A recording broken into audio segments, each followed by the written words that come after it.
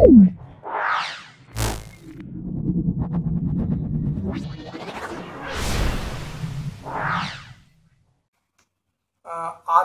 গ্যাসের ক্ষেত্রে আয়তন গুণাঙ্ক চাপ গুণাঙ্কের আনুপাতিক যে সম্পর্ক, দুটো মানই সমান, তাহলে আয়তন গুণাঙ্কের অ্যান্সার হবে 1 হবে। দুজনকারই মান 1/273, তাহলে 1/273 বা 1/273 মানে আমরা বলবো 1 হবে। একটি বৈদ্যুতিক হিটারের মধ্য দিয়ে 5 অ্যাম্পিয়ার তড়িৎ প্রবাহিত হচ্ছে, 10 সেকেন্ডে আধানের পরিমাণ কি হবে? তাহলে আধান মানে Q সমান IT বলবো, তাহলে I এর মান 5 × 10 মানে 50 কুলম্ব হবে। রোধের মাত্রিয় সংকেত,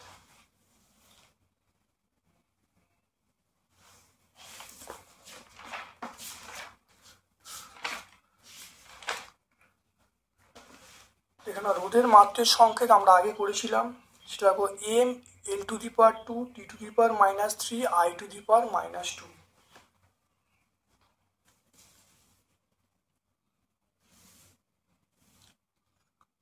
অপশন বি বলবো m L⁻², T⁻−3, I এর জায়গায় এখানে a আছে, A⁻²।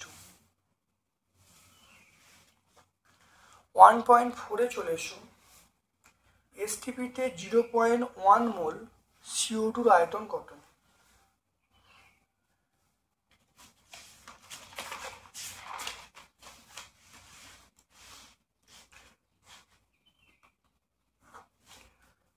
তাহলে 1 মোল CO2 মানে এর আয়তন হলো 22.4 লিটার। 0.1 মোল CO2 এটা হলো 22.4 ইন্টু 0.1, তাই 2.24 লিটার। 2.24।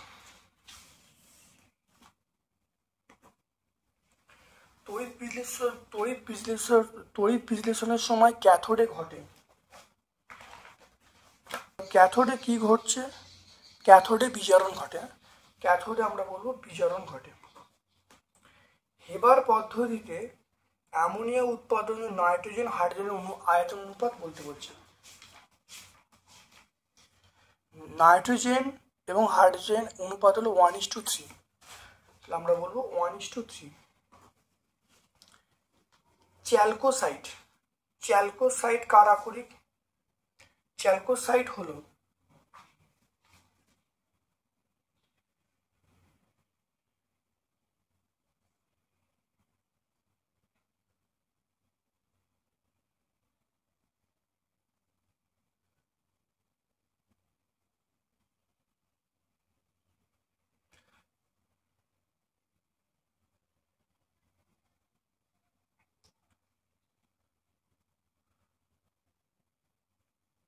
চ্যালকোসাইট আমরা বলবো,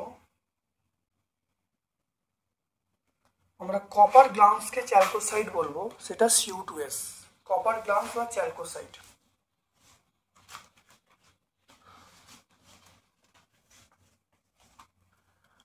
দুয়ের প্রশ্নে চলে এসো, দুয়ের দাগে। পদার্থের তাপ পরিবাহিতাঙ্ক দেওয়া আছে, এসআই পদ্ধতিতে মানটা কত হবে? মনে রাখবে সিজিএস থেকে এসআই করতে গেলে 420 কে আমরা গুণ করবো।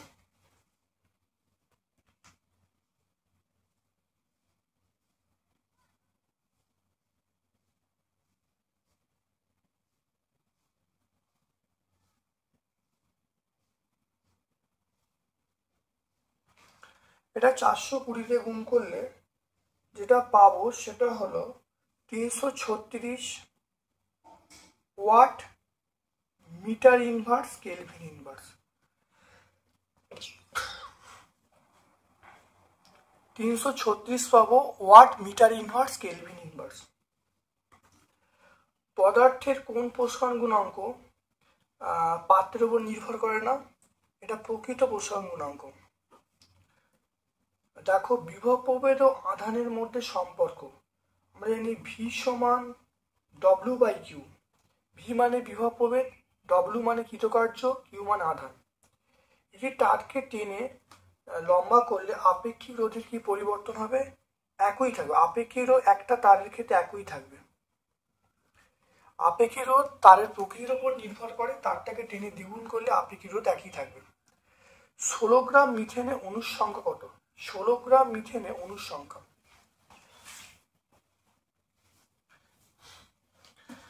তাহলে মিথেন দেখে নাও CH4, তাহলে এটা হলো 12 + 4, 12 + 4 মানে 16, তাহলে 16 গ্রাম মিথেনে অণুর সংখ্যা কত হবে?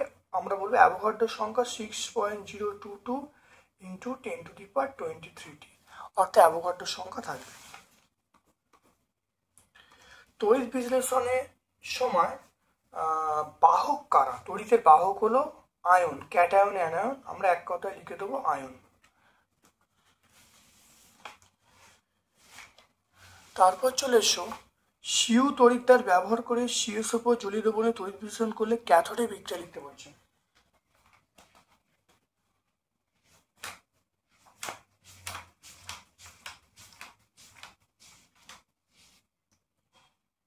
দেখে নাও ক্যাথোডের বিক্রিয়া আমরা এটা লিখবো, দেখে নাও এটা লিখবো, পেজ নাম্বার 115 পেয়ে যাব। কপার, দেখো কপার পরিশোধন, কপার পরিশোধনে আমরা কি ব্যবহার করব? কপার পরিশোধন, এটা অপশানে ক্যাথোডে বিশুদ্ধ কপারের ভর বৃদ্ধি পাবে, ফেরিক অক্সাইড এটা সি বলবো, আর বিজারণ ধর্ম সম্পন্ন গ্যাস আমরা H2S বলবো। তাহলে বিজারণ ধর্ম সম্পন্ন গ্যাস H2S, থার্মিট পদ্ধতি ফেরিক অক্সাইড, আর কপার পরিশোধন ক্যাথোডে বিশুদ্ধ কপারের ভর বৃদ্ধি।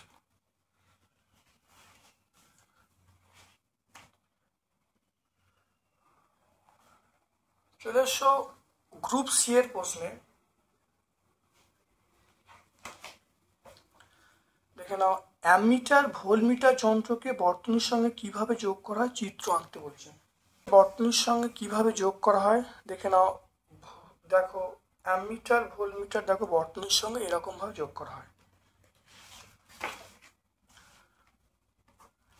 তারপরে দেখো একটি ক্লোরাইড লবণ এ চুন মিশিয়ে উত্তপ্ত করা হলো, ঝাঁঝালো গন্ধযুক্ত গ্যাস উৎপন্ন হলো, HCl এর সঙ্গে বিক্রিয়া করে একটা গ্যাস উৎপন্ন হলো, AB কে শনাক্ত করতে বলছে।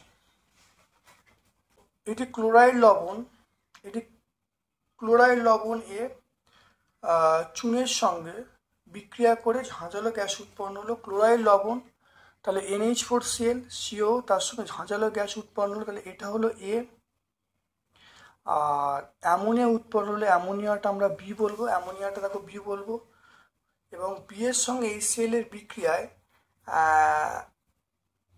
বি এর সঙ্গে HCl এর বিক্রিয়ায় পুনরায় A উৎপন্ন হয়। দেখো বি এর সঙ্গে A বিক্রিয়ায় প্রথমে একই এই উৎপন্ন হলো, NH4Cl উৎপন্ন হলো, তাহলে এটা হলো আমরা C বলবো। তাহলে A হলো NH4Cl, B হলো অ্যামোনিয়া, আর এই যৌগটা আবার NH3HCl বিক্রিয়া NH4Cl উৎপন্ন হলো, তাহলে A B কে আমরা শনাক্ত করতে পেরে গেলাম। তারপর দেখো N2 এবং হাইড্রোজেন, অ্যামোনিয়াতে N2 হাইড্রোজেন সেটি বিক্রিয়াকে প্রমাণ করতে বলছে। দেখো অ্যামোনিয়াতে দেখো N2 আছে, আমরা এই বিক্রিয়া বলবো, অ্যামোনিয়াতে দেখো H2 আছে,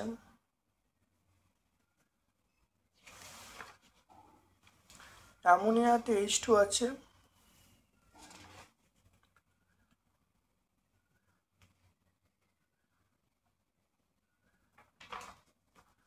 দেখো এটা আমরা অ্যামোনিয়াতে H2 আছে দেখো প্রমাণ করবো, এটা অ্যামোনিয়াতে H2 আছে। লোহার মরচে পড়া রাসায়নিক বিক্রিয়াগুলি ক্যাথোড অ্যানোডে বিক্রিয়া লিখতে বলছে।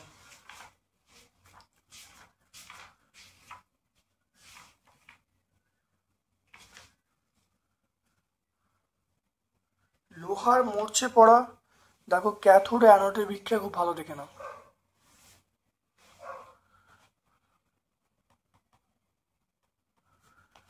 অ্যালুমিনিয়াম ধাতুগুলিকে কার্বন বিজারণ পদ্ধতিতে নিষ্কাশন করা যায় না কেন? অ্যালুমিনিয়াম ধাতুগুলিকে কারণ নিষ্কাশন করা যায় না, দেখো অ্যালুমিনিয়ামের সক্রিয়তা বেশি। দেখো ধাতু রাসায়নিক সক্রিয় শ্রেণীতে দেখো অ্যালুমিনিয়ামের সক্রিয়তা বেশি, সেই জন্য আমরা কার্বন বিজারণ পদ্ধতিতে আমরা অ্যালুমিনিয়ামকে নিষ্কাশন করতে পারি না। থার্মিক মিশ্রণ কাকে বলে? দেখে নাও, থার্মিক মিশ্রণ 3 ভাগ Fe2O3 1 ভাগ Al এর মিশ্রণকে আমরা থার্মিক মিশ্রণ বলবো। গ্রুপ ডি এর প্রশ্নে চলে এসো। গ্রুপ ডি এর প্রশ্নে কঠিন পদার্থের মধ্য দিয়ে তাপীয় পরিবর্তনের হারের রাশিমালা লেখো এবং তাপ পরিবাহিতাঙ্কের সংখ্যা দিতে বলছে, মাত্রার সংখ্যা দিতে বলছে। তাহলে এখান থেকেও কিউ রাশিমালা এখানে কিউ/টি করে নেবো। কিউ/টি সমান কে θ1/2 পেয়ে যাব। আর এখান থেকে আমরা কি চাইছে, তাপ পরিবাহিতাঙ্কের সংজ্ঞা যাবে, এখানে পেয়ে যাবো তাপ পরিবাহিতাঙ্কের সংজ্ঞা আর মাত্রার সংকেত।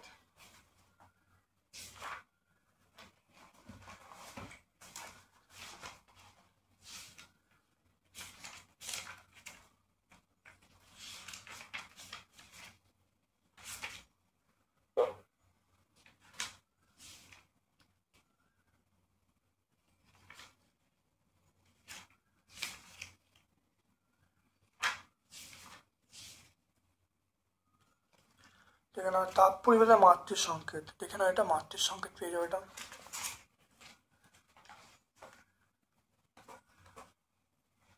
তারপর দেখো কতগুলি রোধ সমান্তরাল সমবায় যুক্ত করলে উৎপন্ন তাপের রাশিমালা, কতগুলো রোধ সমান্তরাল সমবায় যুক্ত থাকলে উৎপন্ন তাপের রাশিমালা নির্ণয় করতে বলছে। উৎপন্ন তাপ দৈর্ঘ্য এবং প্রস্থ কিভাবে নির্ভর করে?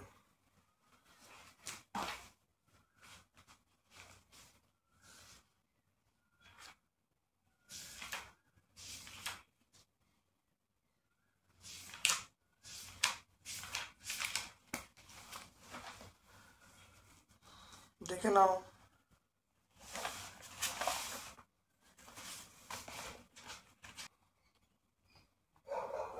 তাহলে রোধ আরপি প্যারালাল সমবায় যেটা R1 × R2 by R1 plus R2। দেখে নাও, তাহলে আমি দুটো রোধ নিচ্ছি, তাহলে এই সমান আমরা বলবো I² RP × T।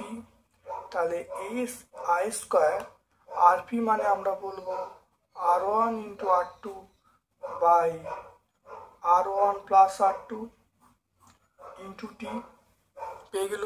তাহলে উৎপন্ন তাপ দেখো এই সমীকরণটা হবে। এরপরে দেখো বলা আছে উৎপন্ন তাপ দৈর্ঘ্য প্রস্থ কিভাবে নির্ভর করবে। আমরা জানি দেখো আরটা নির্ভর করবে রো L/A, তাহলে আমরা বলবো R proportional A, R proportional 1/A। তাহলে আর যখন দৈর্ঘ্যের সঙ্গে সমানুপাতিক তাহলে উৎপন্ন তাপটাও দৈর্ঘ্যের সঙ্গে সমানুপাতিক। আরটা দেখো প্রস্থ ব্যস্তানুপাতিক, তাহলে উৎপন্ন তাপটা প্রস্থচ্ছেদের সঙ্গে ব্যস্তানুপাতিক। তাহলে এখান থেকে আমরা পরিষ্কার সবটাই কিন্তু ব্যাখ্যা করতে পারবো। দেখে নাও,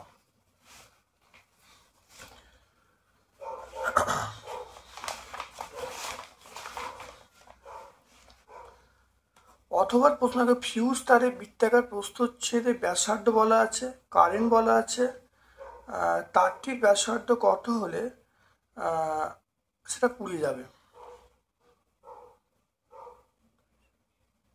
তাহলে 4.2 আমরা বলবো I প্রপোর্শনাল R⁻³ এটা সূত্র জানি। তাহলে আমরা এটা সূত্র জানি, তাহলে I1 proportional R1⁻³ I2 proportional R2⁻³। তাহলে এখানে দেখে নাও,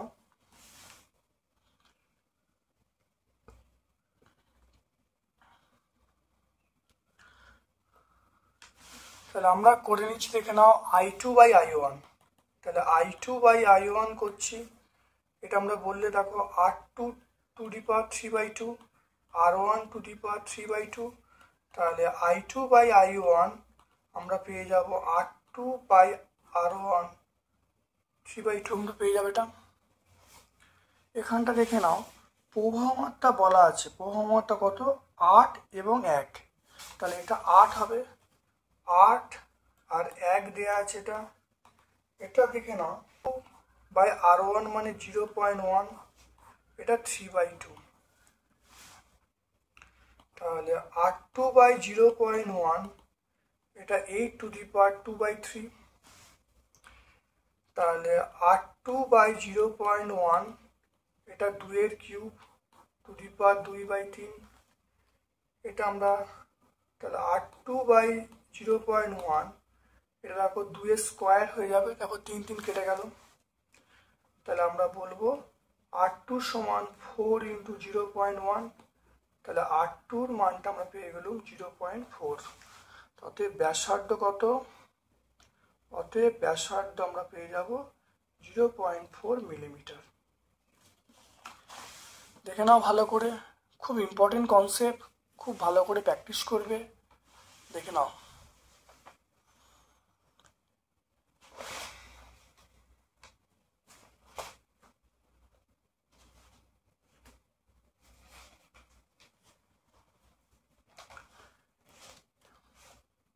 এরপর দেখে নাও রোধাঙ্ক। দেখো রোধাঙ্ক বলতে কি বোঝো, পরিবাহী রোধ ব্যাসের ওপর কিভাবে নির্ভর করে। দেখে নাও রোধাঙ্ক সংজ্ঞা, পরিবাহী রোধ দেখো ব্যাসের ওপর কিভাবে নির্ভর করে, এখান থেকে পেয়ে যাবে। দেখো আর প্রবর্ষ 1/a, তাহলে প্রস্থচ্ছেদ বাড়লে তাহলে রোধটা কমে যাবে, তাহলে ব্যাসটা বাড়লে রোধটা কমে যাবে, ব্যাসটা কমলে রোধটা বেড়ে যাবে। 4 চলে এসো, 126 গ্রাম Mg CO3 সঙ্গে অতিরিক্ত লঘু HCl বিক্রিয়া ঘটানো হলো, কত গ্রাম CO2 উৎপন্ন হবে এবং কত মোল CO2 উৎপন্ন হবে। দেখে নাও Mg CO3 প্লাস 2HCl সমান MgCl2 plus CO2 plus H2। দেখো Mg CO3 বা ম্যাগনেসিয়াম কার্বনেট, এর দেখো আণবিক ভর 84, আর CO2 দেখো 44 গ্রাম, তাহলে 84 গ্রাম Mg CO3 থেকে CO2 উৎপন্ন হবে 44 গ্রাম, একে কত, আর দেখো 126-এ কোশ্চেনে বলা আছে, দেখো এটাকে কাটাকাটি করলে 66 গ্রাম চলে এলো। আর এটা হলো প্রথম পার্টের উত্তর, আমরা পেয়ে গেলাম 66 গ্রাম। দ্বিতীয় পার্ট দেখো 84 গ্রাম, দেখো দেখো 84 গ্রাম Mg CO3 থেকে 1 মোল, দেখে নাও 44 গ্রাম মানে 1 মোল, 1 মোল CO2 উৎপন্ন হবে, একে কত, আর 126 কত করলে দেখো ক্যালকুলেশন করলে 3/2 মানে 1.5 মোল CO2। তাহলে প্রথম পার্টের উত্তর হলো 66 গ্রাম CO2, দ্বিতীয় পার্টের উত্তর হলো 1.5 মোল CO2। তারপরে দেখো 4.5, তড়িৎ লেপন কাকে বলে, লোহার দ্রব্যে তামার প্রলেপ দিতে হলে অ্যানোড, ক্যাথোড এবং তড়িৎ বিদ্যুৎ হিসাবে কি ব্যবহার করবে। তাহলে লোহার ওপর তামার প্রলেপ দিতে হলে দেখো আমরা ক্যাথোডটা ব্যবহার করব, লোহাটাকে ক্যাথোড ব্যবহার করব, তামাটাকে ব্যবহার করব, বিশুদ্ধ তামাটাকে অ্যানোড, আমরা ব্যবহার করব কপার সালফেট, তড়িৎ বিশ্লেষক হিসাবে ব্যবহার করব, তড়িৎ বিশ্লেষক হিসাবে কপার সালফেট ব্যবহার করব।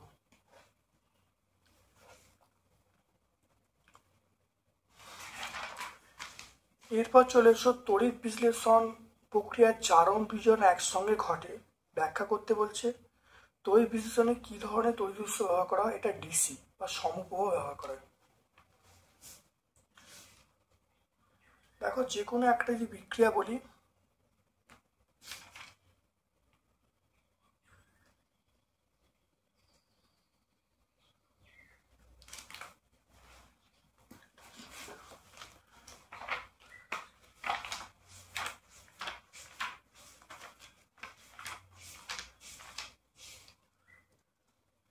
দেখে নাও তড়িৎ বিশ্লেষণে দেখো জারণ বিজন একসঙ্গে ঘটে, খুব ভালো দেখে নাও, যে কোনো উদাহরণ দিয়ে তোমরা ব্যাখ্যা করতে পারো।